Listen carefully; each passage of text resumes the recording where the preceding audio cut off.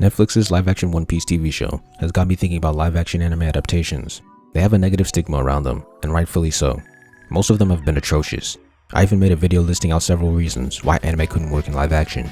But after seeing a specific Hollywood adaptation of a manga, I've changed my mind. And in this video, I'll explain how live-action Naruto could work. The movie that changed my mind was Edge of Tomorrow. Edge of Tomorrow is a sci-fi action film that came out in 2014. When I watched it, I enjoyed it. But only after doing research did I realize that it was an adaptation of a light novel and manga named All You Need Is Kill.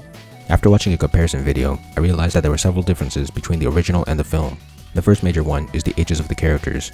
In the source, the characters are like high school age, in typical anime fashion. But in the film, they're all adults, which makes more sense in a movie, especially an American one. Some of the character names are also made to be American rather than Japanese. Keiji Kiryu becomes William Cage. Keiichi is a teenage soldier, while William is a major and a PR manager for the United Defense Force. Rita Vertasky keeps her name in both versions because she's foreign. She's an elite soldier in both, but in the source, she looks like she's 15, while in the film, she's clearly an adult. This teenage hero stuff really sounds goofy when translated to live action. The source has a lot more plot and character development, while the film cuts it down to fit in one movie and makes other changes along the way. The method for adapting this manga made me realize that the best way to adapt certain anime into live action is to do a soft adaptation. A film will never be able to recreate all the little things anime and manga are able to accomplish, like I said in my first video, but films do have their own fortes. By focusing on those fortes, bending to the conventions of film, and trying to create a fresh new experience, rather than trying to live up to the source, I believe a live film adaptation can actually work. If an adaptation, A, is only used as a foundation for ideas, not a strict rulebook, and B, is at least as good compared to other films as the original was compared to other anime, they could work out, just like Edge of Tomorrow. I tried to make Naruto in Hollywood before, but I was a much inferior writer back then. Using my current skills, I'll write a live-action Naruto movie.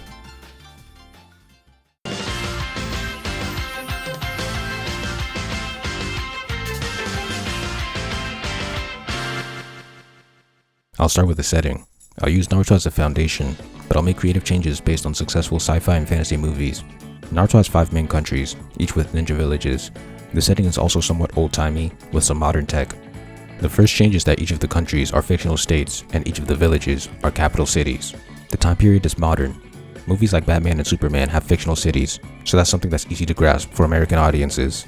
The first movie will adapt the Land of Waves arc, so the Land of Waves will be a neighboring state, rather than a neighboring land.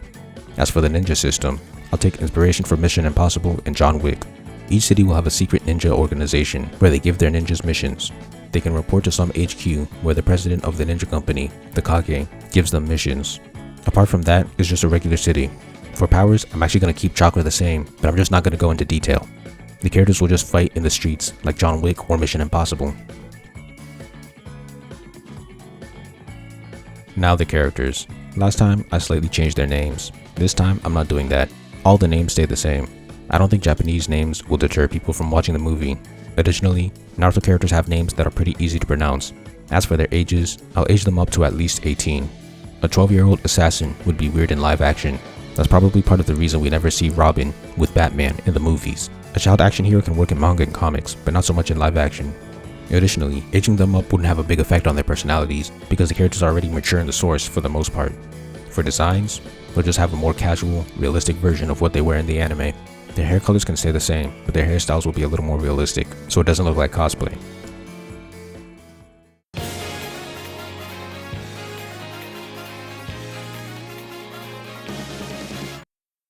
Now, the most important part, plot.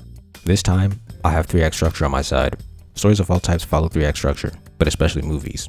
The steps in 3-act structure are introduction, inciting incident, first act break, midpoint, second act break, climax, and resolution. I'll be adapting the Land of Waves, but I can also take stuff from the prologue to fill out different parts of the movie.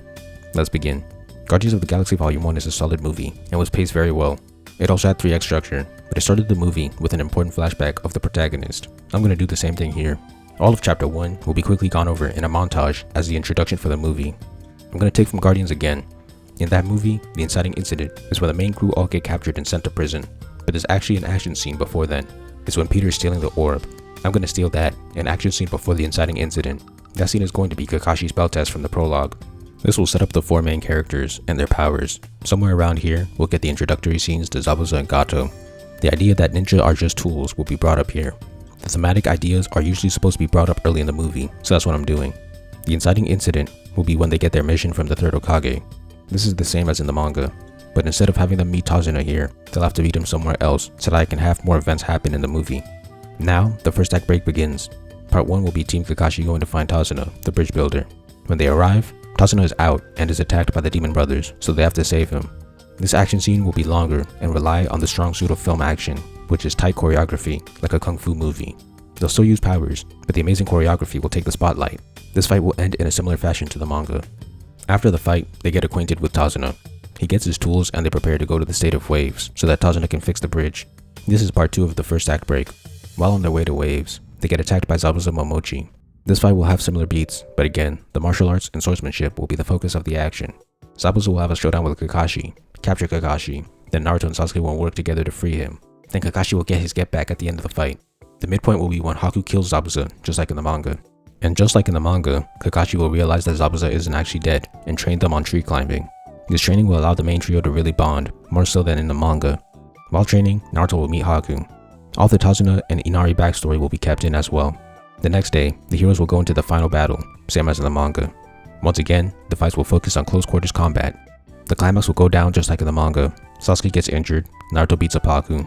Haku sacrifices his life for Zabuza. Naruto gives a speech, Zabuza kills Gato. The theme and the climax will be ninjas are not tools, they're people, just like in the manga. The resolution will be the same as in the manga.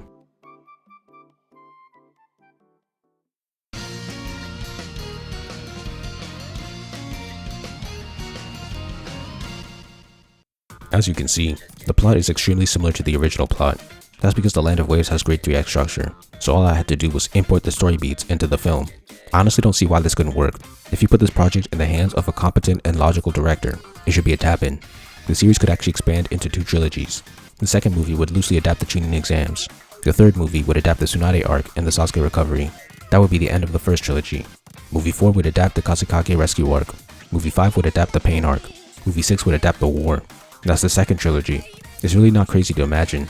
The biggest factor is that the movie doesn't try to act like a real-life anime. The actors have to act like real people or movie people for the most part. When Naruto's giving his speech, he can do a little extra. In conclusion, I believe that if films stick to loose adaptations, for the more fictional anime, they can easily create successful adaptations of anime. Anime like Death Note and Cowboy Bebop should require minimal editing. Just take out the exaggerated anime stuff and cut down the story to the most important details. But somehow, both of their adaptations were butchered. I don't know how. I wonder how the Netflix One Piece will turn out.